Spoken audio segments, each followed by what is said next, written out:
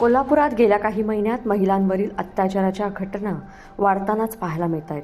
पुन्हा एकदा अत्याचाराच्या घटनेने कोल्हापूर हादरले. या घटनेत ज्याने प्रेमाच्या जाळ्यात ओढलं त्यानेच तरुणीला ब्लॅकमेल करून त्याच्या इतर मित्रांनीही तिच्यावर अत्याचार केलाय. नेमकं काय घडलंय सविस्तर पाहूयात. तर कोल्हापुरात घडलेली ही घटना ज्याने आता जिल्ह्यात खळबळ उडाली आहे. ओळखपत्र तयार करून देण्याच्या बहाण्याने एका 19 वर्षीय महाविद्यालयीन तरुणीला प्रेमाच्या जाळ्यात एका तरुणानं ओढलं.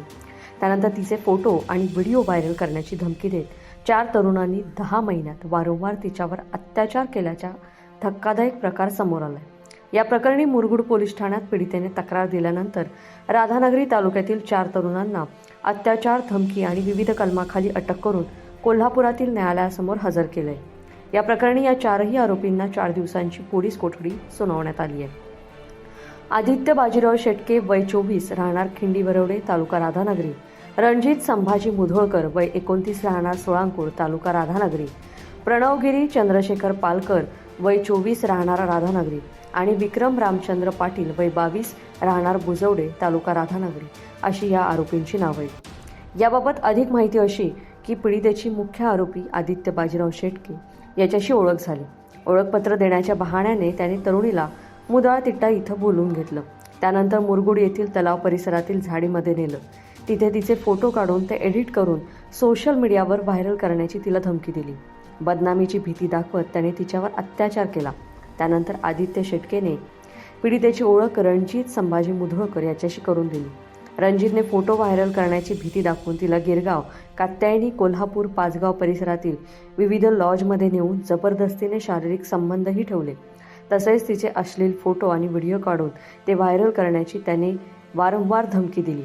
यानंतर रणजित मुधोळकर यांनी या पीडितेची ओळख प्रणवगिरी चंद्रशेखर पालकर याच्याशी करून दिली. त्यानेच त्या तरुणीला प्रणवगिरीशी बोलण्यास भागही पाडलं.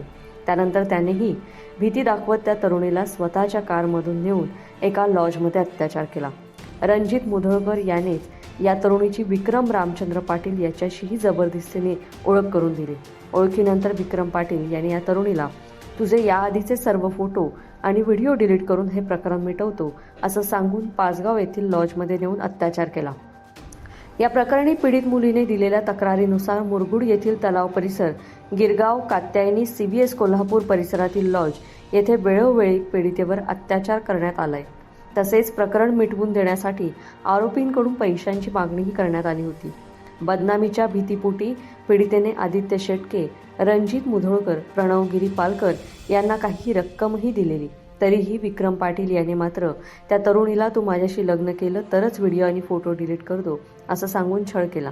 गेल्या 6 ते 7 महिन्यांपासून हा सगळा प्रकार घडत होता. अखेर त्रास असह्य झाल्यानंतर या पीडितेने मुरगुड पोलीस ठाण्यात धाव घेत तक्रार दाखल केली. यानंतर पोलिसांनी या 4 आरोपींना तत्काळ अटक केली आहे. या प्रकरणाचा अधिक तपास सहाय्यक पोलीस निरीक्षक क्रांती पाटील करत आहेत. लोकमत.com साठी कोल्हापूरहून दुर्वाडे.